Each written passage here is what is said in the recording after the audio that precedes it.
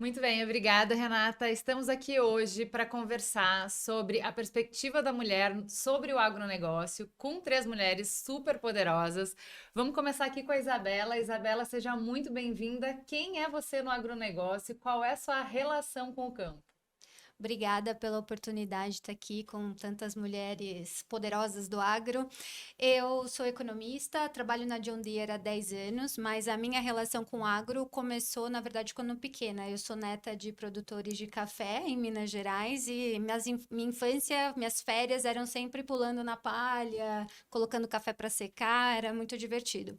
Mas eu realmente fui ter noção da grandiosidade do agronegócio quando eu entrei na John Deere e venho atuando há 10 anos em diversas posições, entendendo como a empresa está totalmente comprometida com o propósito de trabalhar para que a vida possa avançar, de alimentar o mundo. Então, essa é a minha relação. Muito bem, seja bem-vinda. Obrigada. Lisiane, seja bem-vinda. Quem é você no agronegócio? Qual é a sua relação com o campo? Eu sempre falo que o agro está no sangue mesmo para mim. Eu sou filha de produtores rurais, né? A família inteira é de produtores rurais, grandes agricultores, médios agricultores. Eu estou há 25 anos 25 anos na indústria do agro, né? Então, eu sou 100% verde, eu falo, né? 100% agro. Então, essa é a minha grande relação. Já trabalhei em várias áreas, área comercial, área de vendas, e agora estou em marketing, pela Corteva. Muito bem, seja muito bem-vinda. E por fim, completando a nossa mesa, Débora, seja muito bem-vinda. Quem é você no agronegócio? Qual é a sua ligação com o campo? Primeiramente, obrigada, né, pela oportunidade. Eu sou casada com um produtor. Há 28 anos foi quando eu me apaixonei pelo agro. Sou suinocultora na minha cidade, onde eu administro a propriedade na área de suínos e sou coordenadora da Comissão Mulher Cooperativista na minha cidade também. E eu falo que eu me apaixonei pelo agro quando eu fui morar, saí do centro grande e fui morar na fazenda. Ali eu me encantei e sou apaixonada pelo que eu faço, sou apaixonada pelos meus suínos e por a coordenação de trabalho com várias mulheres. Muito bem, vamos começar já com perguntas complexas. O agro, como todos os segmentos da economia e da sociedade, passou por muitas transformações nessa última geração. A gente estava falando um pouco disso no nosso aquecimento lá fora. Eu queria que cada uma de vocês falasse sobre algum hábito que vocês veem que mudou, algum processo que mudou muito, alguma coisa que, como vocês falaram, sou filha, sou neta de produtor, vocês veem que teve uma quebra nessa geração, a gente está fazendo de outra maneira. Um ponto que eu acho que seria legal destacar é o agro se tornou um setor multidisciplinar. Acho que antigamente você tinha era histórias de famílias, de gerações atuando, muito com base em experiência. E hoje é um setor amplo para veterinários, para químicos, para cientistas de dados, então se tornou um setor multidisciplinar. E isso a gente vê dentro da empresa também acontecendo outras capacitações, outras formações exigidas, porque se tornou um negócio mais complexo, né? Mais completo também. Então, essa é a mudança que eu vejo que é legal destacar. Eu vejo muito impacto da tecnologia, né, dentro da agricultura. Eu via meu pai horas e horas em cima de um trator e eu me lembro muito quando ele chegou em casa e ele falou pra gente, inventaram um tal de plantio direto.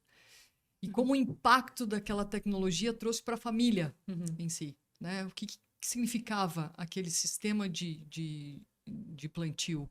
Significava mais tempo para o meu pai, mais tempo para a família. Então, e a tecnologia de lá para cá, ela só deu grandes saltos. Então, a gente vê, né, a tecnologia de dados, informações muito mais presente, né, satélites, né, máquinas novas, biotecnologia. A biotecnologia trouxe muita coisa importante para o agro, né, deu um salto de produtividade. O país só teve esse saldo graças à biotecnologia. Então, eu tive muito esse impacto dentro da minha casa, né, não só no agro como um todo, mas dentro da minha casa, dentro da minha família. Muito Foi bom. muito forte. A minha percepção também, com o impacto de todo esse crescimento, não só da tecnologia, mas também o quanto que as mulheres precisaram entender sobre maquinário, sobre gestão, e quanto que elas estão preocupadas com isso e se capacitando. Porque hoje a tecnologia está aí, as gestões toda de uma propriedade é em base de dados e tecnologia.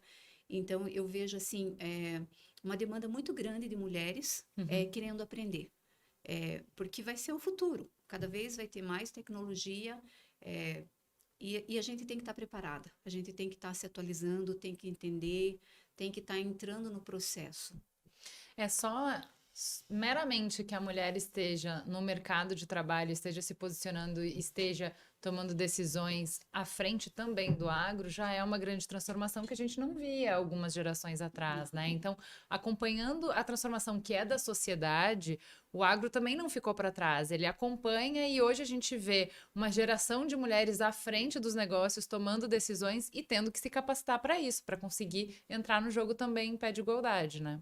Hoje, um grande exemplo, Ju, são as próprias faculdades de agronomia. Perfeito. Quando eu, lá atrás, fiz faculdade, o quadro de mulheres era em torno de 10%. Hoje nós temos grandes universidades de São Paulo, por exemplo, que 55% é mulheres. Então, eu acho que é um grande ganho aqui, né, das próprias universidades. Puxando para esse gancho que ela está falando, o número de produtoras rurais que se tornaram cooperadas. Na cooperativa que eu faço parte, nós somos 1.000 cooperados, 30% são mulheres. Você pensar 30% é pouco, não é? Não São é, 300 imagino. mulheres. Então, as mulheres estão mais atuantes na propriedade. Essa geração de agora é uma geração que veio para somar, assim, né? Eu percebo assim, pela minha mãe, a minha mãe não teve essa criação. Minha mãe foi criada para ser dona de casa, mãe. Eu já sou de uma geração que pôs a cara e foi atrás.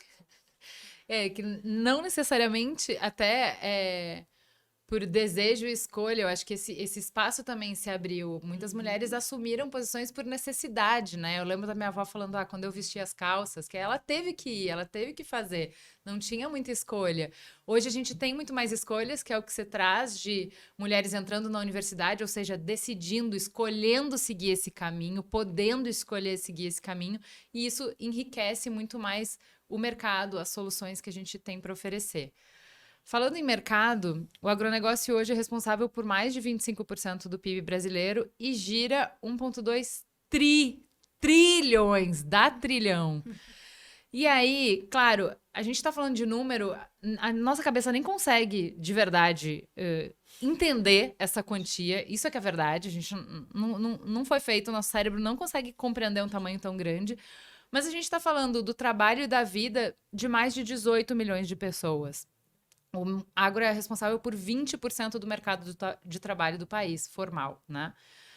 O que significa para vocês fazer parte disso, ser parte desse motor agrícola de raiz forte, né? Todo mundo aqui falou de raiz, e que, em alguma medida, move o país, né? Eu acho que é apaixonante quando você entra no agro, né? Pegando até um pouco do que a Alice falou. Quando você começa a atuar e você entende o propósito, a nobreza desse propósito de ajudar a vestir, alimentar, abastecer o mundo. Porque hoje o Brasil sendo o maior exportador de alimentos, né, de grãos principalmente do mundo, a gente ajuda a alimentar todas essas pessoas que estão aí, essa crescente população que a gente tem, né? Então, eu me sinto muito honrada e muito sortuda também de fazer parte de um negócio que é tão... que tem um propósito tão nobre e que também tem um futuro tão potente, né? O crescimento do agronegócio, principalmente falando do Brasil, é muito promissor. Eu sou encantada, eu acho que desde criança, né? Eu cresci escutando meu pai falando assim, trabalhe num lugar que você produza comida, né? De uma forma muito simplista, né? E não, né?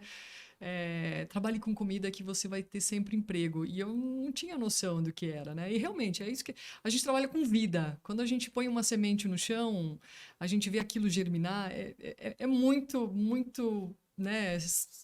Gratificante. Então, hoje, assim, faz muito tempo, né? Desde que eu me formei, eu tô no agro, então são 25 anos já de trajetória e assim, cada vez mais a gente se apaixona, né? Porque você traz tecnologia, você traz vida, você traz alimentação de uma forma muito simples, né? Assim, poxa, a gente está alimentando o mundo. Sim, nós estamos alimentando o mundo. Porque todo dia você precisa comer. Sim. Agora, nem todo dia você precisa andar de carro, nem todo dia você precisa, sei lá, ir a um show, né?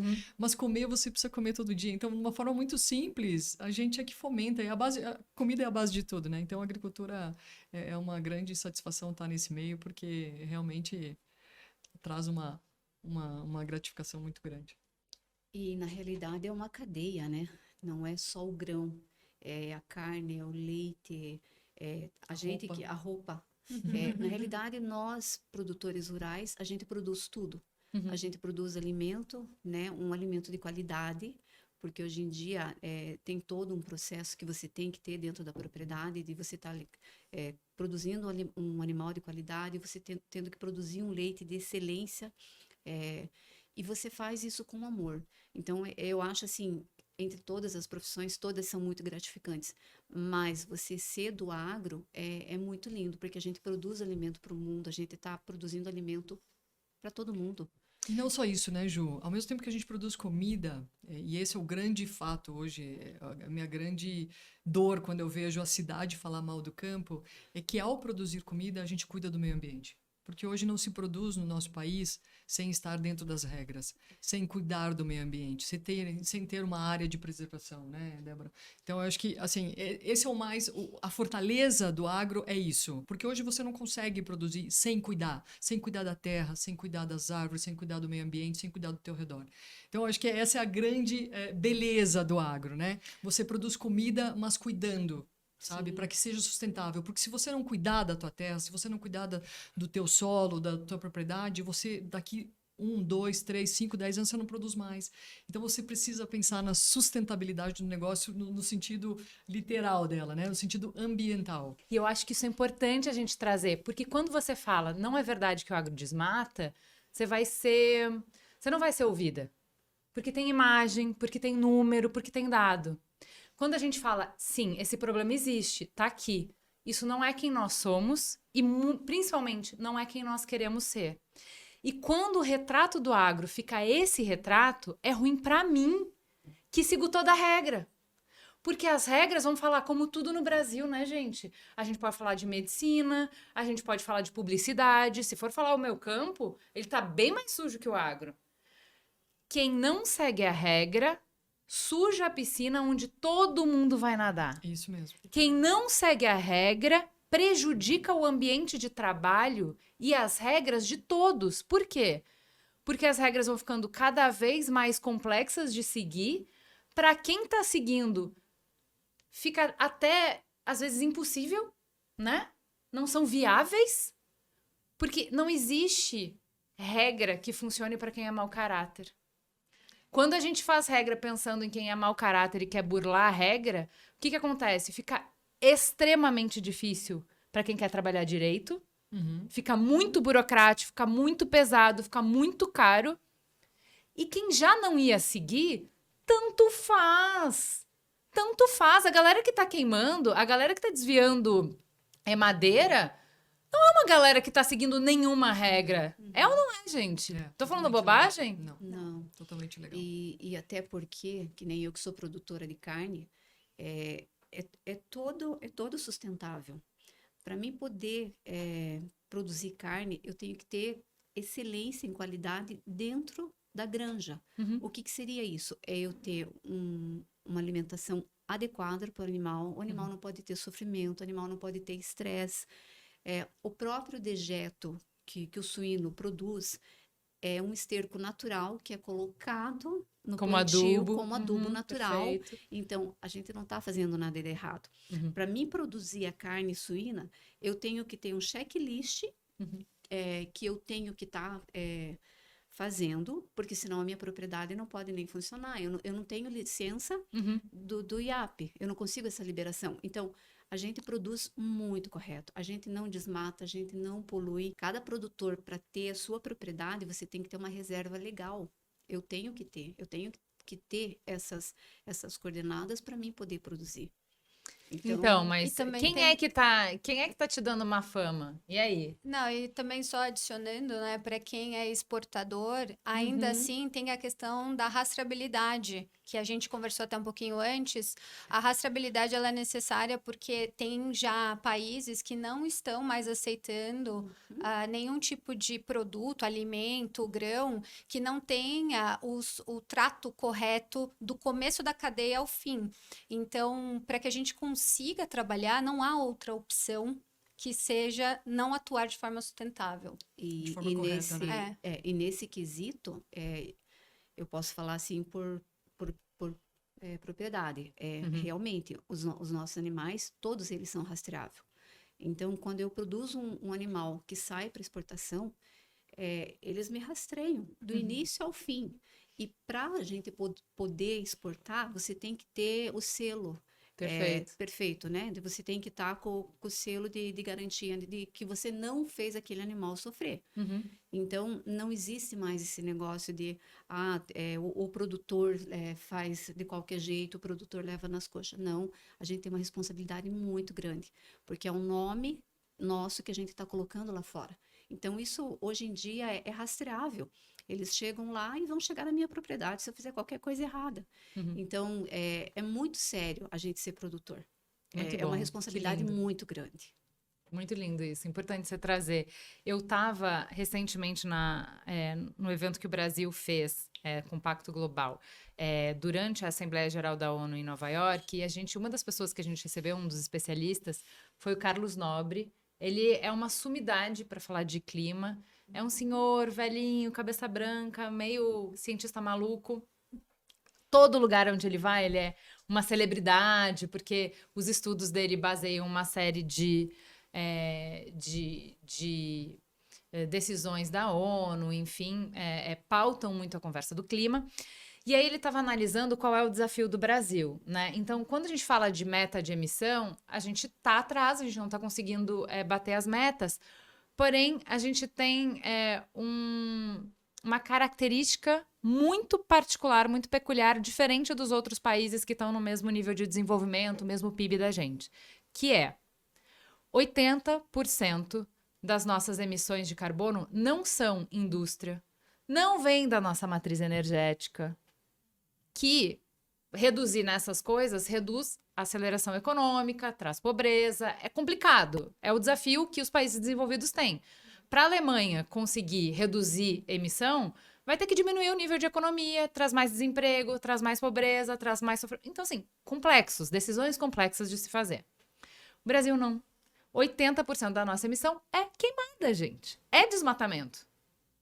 Se a gente está falando que o agro hoje está sujeito a já regulações que preservam o meio ambiente, que não autorizam o desmatamento desse tanto, não deveríamos ter um problema.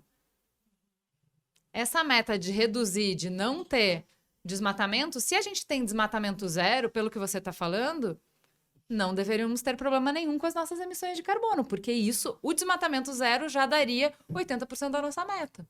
Tá fácil bater essa meta, então. E tem uma preocupação do próprio agricultor com o clima. Ele tem essa preocupação. Poxa, Se ele gente, interferir, se alguém que é depende do clima, não é o mesmo? agricultor. Então, Não é. assim, esse cuidado, ele sai do campo. Existe, sim. Eu acho que esse que é o problema do... Mas o problema das Mas é que a emissões gente não pode ter do medo agro. de falar. Não. Porque eu acho que se a gente tem medo de falar, a gente desmerece esse trabalho. Ah, com certeza. A gente desmerece quem tá fazendo muita coisa. É. E aí fica todo mundo com o mesmo nome, entende? É a mesma coisa que a gente tem. O corporativismo médico, quando a gente fala, ele prejudica o bom médico, né? Uhum. O publicitário que tá lá promovendo propaganda enganosa, ele faz com que as pessoas não acreditem nos e discursos. a mídia ruim também, né? A mídia ruim também, exato. O jornalista que não apura direito, que é parcial na maneira de fazer a cobertura, ele faz com que as pessoas parem de acreditar, parem de ler. Isso prejudica todo mundo. Sim. Então, acho que é isso. Esse é o lugar onde é possível a gente ter uma conversa. É um lugar em que não vilaniza e não também tapa o olho, não é ingênuo para os desafios que a gente enfrenta hoje como país, né? E um ponto que eu acho importante também é a gente destacar, acho que para combater esse tipo de história, né, que esse viés do agro ser o vilão, né, dentro da nossa economia, com temas do meio ambiente, eu acho que um ponto importante é a gente trazer os pontos positivos do agro. Nós que trabalhamos no agro temos esse compromisso de não só promover a nossa empresa, o que a gente faz, o que a gente produz, o valor que a gente entrega no campo, mas também de promover o agro para a sociedade. É um trabalho de mostrar para aquele que não está no campo quão sério é o produtor rural, quão sérios são as regras ambientais para ter acesso a capital, por exemplo, para conseguir exportação. Então, são pontos importantes. E, assim, eu sou partidária de que a gente precisa muito trabalhar nesses pontos positivos. Tem alguns aqui que eu venho à minha mente. 80% do nosso país já executa plantio direto. O que é plantio direto? É você... Quer explicar? Deixar para a engenheira. É uma prática totalmente sustentável, em que você faz uma cobertura de palhada, você planta uma gramínea, ou seja, uma aveia, um azevém, um milheto, e aí o produtor vem, ele passa um herbicida e essa camada, ela protege o solo de insolação, mantém o solo, de certa Protege forma, a erosão. explicando para a cidade aqui, Tá. o solo fica mais vivo, tá? Perfeito. Ele fica Sadio. mais vivo, mais sadio, mais úmido. Essa é uma prática que fixa muito carbono. E o país, ele é pioneiro por quê? Porque o Brasil, nós estamos num país tropical, e isso é permitido, né? Meu pai passava horas arando a terra em cima de um trator. Aquilo não... Quando veio o plantio direto, meu pai falou assim, poxa, agora veio o plantio direto. Para nós foi legal, né? Meu pai ia ter mais tempo com a gente. Olha o quanto a tecnologia impacta dentro de casa. Para minha mãe não foi muito legal, né? Meu pai não Mas então, essa foi uma das grandes viradas hoje da tecnologia do Brasil, e é uma pegada extremamente sustentável. Muito que a bom. gente vende muito mal. Por quê? Porque se usa um herbicida. E todo agricultor usa. Todo mundo quer usar. Sabe por quê, Ju? Porque ninguém gosta de pegar na enxada. Você já pegou na enxada? Não. Eu já. É muito ruim. Dói a mão. Dá Sim. calo. É terrível. É muito ruim. Então, todo mundo quer usar uma coisa que é mais prática. Todo Claro. mundo gosta de uma direção hidráulica, né? com Um certeza. vidro que Com baixa sem certeza. manivela. Então, assim, eu acho que as tecnologias, elas vêm para resolver alguns problemas e vêm para ajudar, não vêm para destruir, né? Eu Essa queria é uma puxar essa prática... conversa sobre tecnologia, porque a gente fala bastante, eu escuto falar bastante aqui na cidade sobre transformação digital, sobre como a transformação digital é capaz de aumentar a produtividade no campo, de melhorar a vida, como você está falando, de quem vive dele. Eu queria que vocês trouxessem mais exemplos disso, de como, na prática, transformação digital, tecnologia, mudou algum processo que vocês acompanham, que vocês veem, para além desse. Eu acho que a Débora pode trazer, a gente pode trazer no campo de sementes, ela pode trazer no setor de maquinário, acho que tem muita coisa legal. Voltando também um pouco para essa tecnologia, uma coisa também que o produtor já está fazendo é energia renovável. Muito dentro legal. das propriedades. Então, muitos produtores estão com esse processo de energia renovável, que você, querendo ou não, você está ajudando o meio ambiente. Então, tem muitas propriedades de produtor de leite e de suínos que elas são inteiras tocadas por energia renovável. Nós mesmo, na propriedade, tem produtores que, do dejeto dos suínos, faz energia solar. Então, isso é você desmatar? Não é. Isso é você cuidar. Sim. E realmente, a gente indo para esse gancho das tecnologias, a gente vê que a inovação está aí, é uma realidade. Hoje, qualquer maquinário que você pegue é muito tecnológico. Uma sala de ordenha é totalmente tecnológico. Hoje, a gente tem salas de ordenhas que são todas robotizadas. É um trabalho incrível. A gente mesmo na suinocultura, eu tenho uma granja que também é toda computadorizada, mas mesmo assim, depende da mão de obra, de você estar cuidando, de você estar junto na propriedade. E eu vejo que com isso, as mulheres foram atrás de buscar capacitação, de estar interagindo, fazendo curso, se capacitando. Porque, Já que você está falando de capacitação, conta pra gente um pouco do Amigas do Leite, que eu adorei conhecer esse projeto. Acho importante você contar um pouco o contexto. Como é que ele foi criado, já que a gente está falando de capacitação de mulheres? então, esse projeto Amigas do Leite, a gente sempre via assim, na grande maioria das propriedades, muitas das vezes o marido é o cooperado, Uhum, mas a mulher está junto na propriedade e às vezes trabalha até mais do que o homem. E a gente via a dificuldade delas de estarem entendendo o processo, como é que elas poderiam se capacitar. E daí a gente, num grupo dessa comissão, a gente teve a ideia de montar um projeto que se chama Amigas do Leite. Então, o que que é esse Amigas do Leite? A gente pega produtoras, que são produtoras de leite, pequena, média e a grande, uhum, a gente leva elas para treinamento, para capacitação, a gente faz elas irem conhecer outras propriedades que a gestão é por mulheres, uhum, e elas trocam muita experiência. Porque às vezes um controle de célula somática que uma produtora tem na propriedade, a outra manejo com bezerro, que faz uma pequena diferença, ela pode levar para a propriedade dela e colocar em funcionamento. uhum. Então, esse projeto a gente fala assim que é uma pupila nossa, porque várias mulheres produtoras foram atrás, foram buscar, hoje tocam as propriedades, tem umas que são campeãs em produtividade de leite. Então, assim, é um projeto muito lindo. E elas mesmo têm curiosidade. Elas passam a demanda para a gente daquilo que elas querem. Uhum, Aí a gente conversa com os técnicos, com os veterinários, a gente leva esse treinamento para elas. Ontem mesmo a gente levou elas conhecerem a unidade de beneficiamento de leite, uhum, para elas entenderem o processo.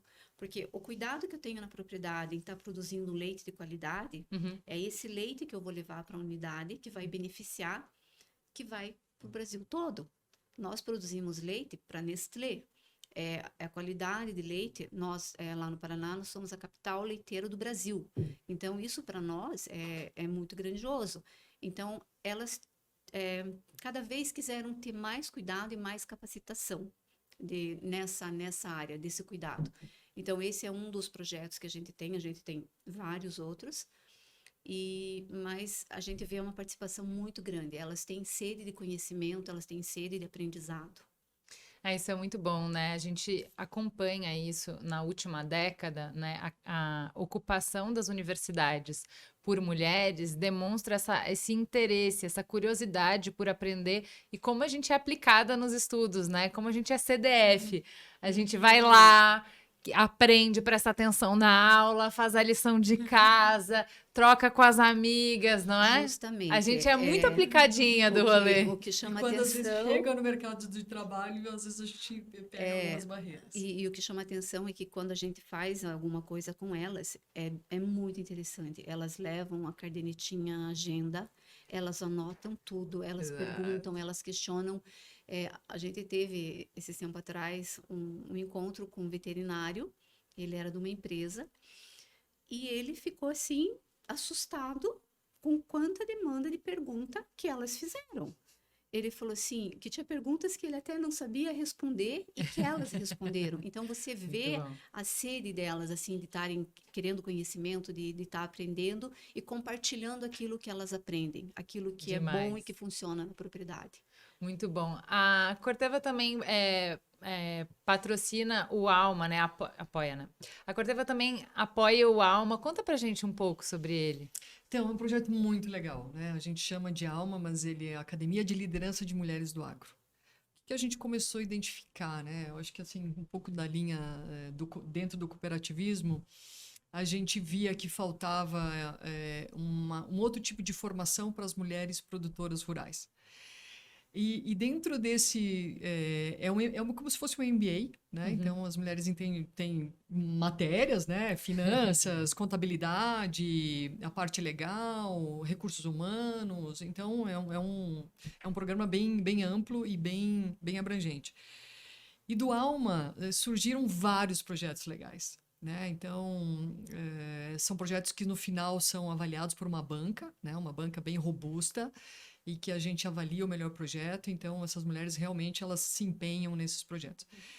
Legal. E por incrível que pareça, Ju, todos os projetos desse ano, a gente vai julgar semana que vem todos eles estão falando de comunicação com a cidade. Ai, Como que que a legal. gente melhora a comunicação do campo com a cidade. Então, assim, a hora que eu vi a pauta, eu falei assim, poxa vida, olha como as mulheres estão ligadas, porque é esse o nosso problema, né? O como, né, ele chega de uma maneira ruim, né, para o consumidor final. Então, é muito legal. Qual é o desafio na comunicação com a cidade? Falta de conhecimento, eu acho que é o primeiro ponto. Então, como eu falei, eu vejo que a oportunidade é a gente abrir aí para discussão, trazer mulheres e homens do campo para falar como aquele frango que apareceu lá na prateleira, né, do supermercado, Qual é o qual o caminho? caminho dele, né? Eu acho que Perfeito. essa questão da rastreabilidade é um ponto que a gente pode fortalecer. E Sabe, divulgação, né? deixa eu perguntar uma coisa, porque, né, obviamente eu sou muito fã da cultura como forma de mediar tensões na sociedade. A gente teve recentemente uma novela, Pantanal, que eu acho que explorou de uma maneira interessante esse choque da cidade chegando no campo achando que sabe tudo, muito julgadora, né, muito nariz torcido, e de uma sabedoria que vive no campo, na pessoa do Zé Leôncio. É Zé Leôncio? Acho que é. Ai, gente, eu sou Leôncio. péssima com o nome. aham. Do Zé Leôncio, na pessoa do Zé Leôncio, mostrando que quando aqui tem o discurso de proteger o meio ambiente, aqui tem a prática. Quando aqui tem o discurso de proteção animal, aqui tem um amor pelos animais. Sim. E que não necessariamente as duas coisas precisam ser conflitantes. Pelo contrário, um se beneficiaria de olhar com um olhar desarmado para o outro e aprender, escutar, ouvir, porque há pontos interessantes e para aprender e para crescer vindo de ambos os lados, né? Vocês não acham que é um caminho de promover diálogo interessante? Não, com certeza. Com E eu certeza. acho que um outro ponto também que eu vejo, as pessoas, existe, né, um problema estrutural aí, histórico, né, do preconceito do campo versus a cidade. E hoje, se você olha o campo, as pessoas que atuam no campo, elas são extremamente bem capacitadas, com formações, assim, com currículos invejáveis. Tem gente que vai estudar fora, são sucessores que se preparam muito bem para voltar para o campo Porque virou e uma empresa, né? Virou para uma exercer. empresa de grande porte. A Exato. complexidade do agro é tão grande que hoje ele não é para amadores, entendeu? Então, esse é o ponto. Então, acho que a gente tem que mostrar que você tem tecnologia. Não é só tecnologia na cidade, quando você está trabalhando aqui num grande centro. A tecnologia está no campo. E, inclusive, no Brasil, a média do produtor rural hoje, a idade média do produtor rural no Brasil é de 42 anos. Então, há uma grande abertura para a tecnologia, para trazer isso, né, para trazer inovação, para trazer tecnologia, para trazer análise de dados, enfim, para uma transformação realmente no campo. Então, há também um caminho inverso que está acontecendo das pessoas que saindo da cidade e retornando para o campo. E isso aconteceu muito na pandemia, né? Muitas famílias, né, que tinham, aí pessoas voltaram para ficarem reclusas. E um ponto da pandemia é que o agronegócio não teve o luxo, né, de parar. Não. Nós somos atividade prioritária, a cadeia toda teve que atuar. E ficou mais evidente ainda a necessidade do alimento, da comida. Então, isso também foi uma forma de promover. Acho que tem um ponto importante, um aprendizado importante que eu vejo até pouco, né? Na hora do pânico, se criou essa possibilidade, na hora de pensar em cenários, de que a gente ia ter uma quebra e de que, e de que a gente poderia passar por algumas quebras, falhas e não sei o quê. As pessoas E assim, correram pro mercado. na hora que a gente passa e que tá resolvido, parece que é óbvio, mas não é. A gente passou globalmente por uma situação sem precedentes, né? Nunca tinha acontecido na escala que aconteceu. E a gente atravessou isso sem nenhuma quebra, né? Esse cuidado com o campo não se faz só, digamos assim, na fase adulta. Você começa a implantar nos filhos o processo sucessório, a criar o espírito cooperativista, porque lá no Paraná isso é muito forte. Então, a gente já implanta nas escolas essa fala. deles entenderem o que é o campo, deles entenderem o que é uma propriedade, qual a necessidade deles irem, sim, fazer uma faculdade, mas voltar para o campo. Então, a gente tenta implantar neles, assim, esse conhecimento do cuidado com a terra. Muitas das propriedades vêm de gerações, vem de vô que passa para o pai, que passa para o filho. A criança pertencer a esse cuidado. E, realmente, no período da pandemia, eu acho que foi uma das profissões que não se parou. Nós não paramos. A gente nunca produziu tanto quanto no período da pandemia. Verdade. A gente não via, era sábado, domingo, feriado, tudo parando, e o agro estava ali, ó, movimentando o Brasil, movimentando o mundo. É verdade. Eu queria trazer o que vocês estavam falando, né? Do agro também tá fazendo esse movimento de ir para a cidade e tirar da cidade o melhor que ela pode dar. Então, de ir para as academias e ver o que tem, de ir para dentro das empresas e ver o que tem, e filtrar isso por essa tradição, filtrar isso pelo olhar cultural de quem vive a terra, de quem entende a necessidade da terra e os obstáculos da terra, e aí trazer a inovação para cá que faz sentido. E aí eu queria perguntar isso para vocês. Hoje o Brasil é uma superpotência agro, né? A gente vive com a nossa síndrome de vira-lata, que tudo no resto do mundo é melhor, sempre com números das Escandinávias da vida. E assim, nisso a gente tem que ser respeitado no mundo como potência. O que vocês veem, que inovações a gente precisa fazer no nosso negócio, porque quem é líder? Vocês sabem muito bem, tá sempre pensando no próximo passo, tá sempre pensando não confortável com o que a gente já ganhou, com o que a gente já fez, mas sempre pensando no que eu vou ter que fazer ainda. O que a gente precisa fazer para seguir sendo líder e para pensar no próximo passo, no que é o futuro, considerando o mercado global que a gente tem hoje, que pede sistemas de produção cada vez mais resilientes, visto pandemia, como falamos, e sustentáveis. Qual o próximo passo? Eu acho que uma parte a gente já está fazendo, né, Débora e Isa? As escolas, eu acho que a gente precisa melhorar muito. Tá? Eu acho que a base de tudo, se o agro é quase 1/3 do nosso PIB, por que não, né? A gente precisa tirar essa síndrome de vira-lata. É a nossa potência, é a nossa fortaleza. Por que não? Por que não ser agro? Por que agro tem que ser caipira? Não, não é. Então, assim, eu acho que nós temos que começar pelas crianças da escola, né? Hoje, quando eu vejo os livros dos meus filhos da escola, eu me apavoro. Então, acho que a gente tem que ter muito a parte da educação. Eu acho que nós, como indústria, temos um papel importante também.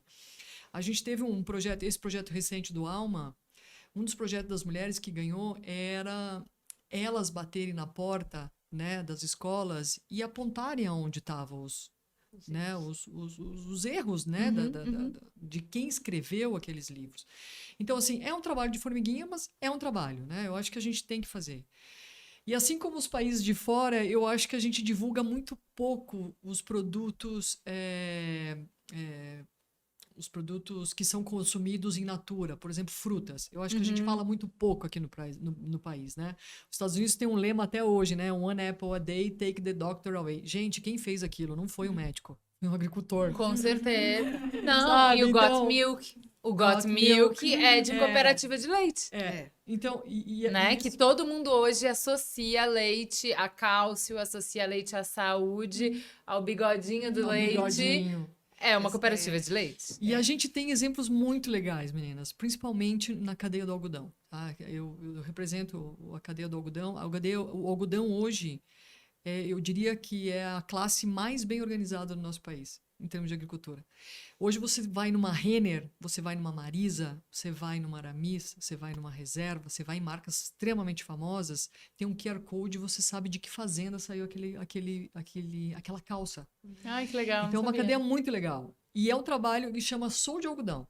Então, um trabalho que é muito, muito bacana. Então, quando vocês forem, põe o celular lá e vê de onde saiu. Vou ver. E Café também, hein? Café também. Tá bombando também. Café tá muito...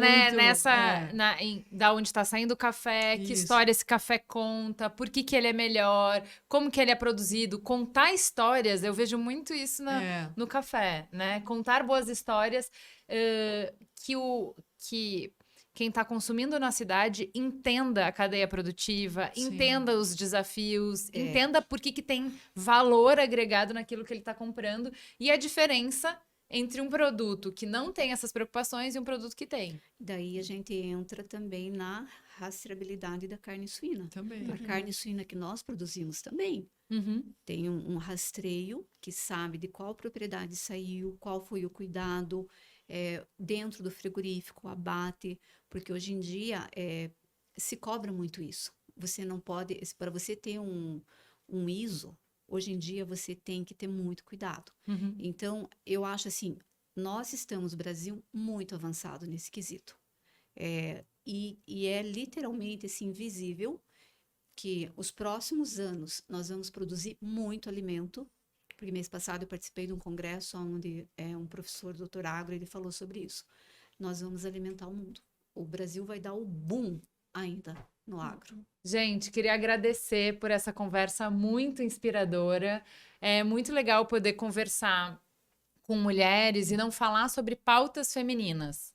Que eu acho que é isso que eu faço no meu podcast, assunto de mulher são todos os assuntos. E acho que vocês contribuem com muita qualidade para pensar o agro do futuro, entender os desafios, entender para onde a gente vai. Foi uma delícia, aprendi um monte com vocês. Muito obrigada e até a próxima. Obrigada. Ju, queria Ai, é mesmo! mimo da Amigas do Leite para você, né? É com carinho, né? De todas as cooperadas e produtoras de leite. Acho que Ai, casa que muito lindo. bem o nome do teu podcast. Adorei! Essa garrafinha já vou usar, vou te mandar a foto da gente gravando Mamilos, eu tomando água nessa garrafinha da Amigas do Leite. Tudo a ver com mamilos. Perfeito, gente. Amei. Bom demais. Obrigada. De nada. Obrigada a você.